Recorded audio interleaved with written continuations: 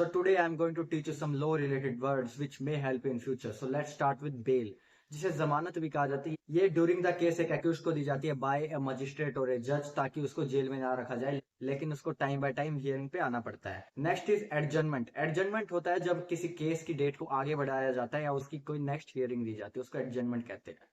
फिर आपने सुना होगा affidavit. It is a legal statement made under oath. ये एक स्टैम्प पेपर होता है जिसके ऊपर लिखी गई कोई स्टेटमेंट लीगल बन जाती है। फिर आपने सुना होगा एक वर्ड एलिबाई। ये होता है when A defence in which a person proves that they were somewhere else when the crime was committed, इसको एलिबाई कहते हैं। फिर होता है अपील। जब हम किसी लोअर कोर्ट के डिसीजन से नाखुश होते हैं और हम उसको अपर कोर्ट में चैलेंज करते हैं तो उसको अपील कहा जाता है। एक होता है कंटेम्प्ट ऑफ कोर्ट। एक कोर्ट की डिसोबे और डिसऑनर करने को कंटेम्प्ट ऑफ कोर्ट का चार्ज कहा जाता है। एक वर्ड सुना होगा आपने डिफेमेशन। जब भी किसी की वजह से किसी की रेपुटेशन हार्म होती है तो वो पर्सन सामने वाले पर्सन पर डिफेमेशन का केस फाइल कर सकता है। एक वर्ड आपने सुना होगा लिटिगेशन। ये कुछ नहीं होता, it's just a process of taking a legal action to resolve the dispute in court, ये होता है लिटिगेशन। एक आपने प्रोबेशन का नाम सुना होगा, इसको प्रोबेशन पीरियड बोलते हैं। जब एक क्रिमिनल को और जब एक ऑफेंडर को सुधरने का एक मौका दिया जाता है तो उसको जेल में ना रखकर उसको एक सर्विलेंस में रखा जाता है, उसको सुपरविजन में रखा जाता है, तो उसको प्रोबेशन पीरियड बोलते हैं। एक वर्ड होता है वर्डिक्ट। जब एक कोर्ट में ट्रायल के बाद जब एक फाइनल डिसीजन और एक फाइनल जजमेंट आ जाता है तो उसको वर्डिक्ट कहते हैं। देन आपने सुना होगा warrant. It is issued by a magistrate और ए जज। ये किसी भी तरह के वारंट हो सकते हैं, जैसे कि search warrant, seize warrant, arrest warrant, like that.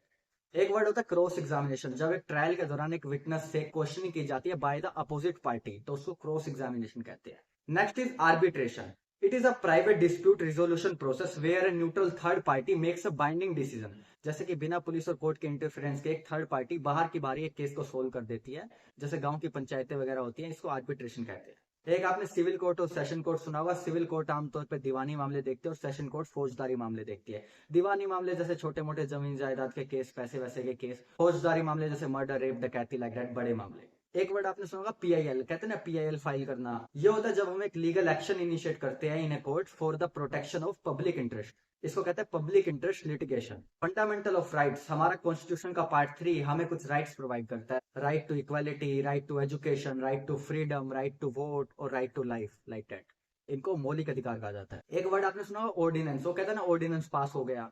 When A government body of A state और सेंटर एक लॉ पास करती है without an interference of parliament, उसको ऑर्डिनेंस बोलते हैं। एक सुना होगा कोग्निजिबल ऑफेंस और नॉन कोग्निजिबल ऑफेंस। कोग्निजिबल ऑफेंस को बोलते हैं संज्ञेय अपराध, नॉन कोग्निजिबल को बोलते हैं गैर संज्ञेय अपराध। कोग्निजिबल ऑफेंस जैसे बड़े मामले, मर्डर, रेप, 302, 307, 376, ऐसे नॉन कोग्निजिबल जैसे छोटे मोटे मामले।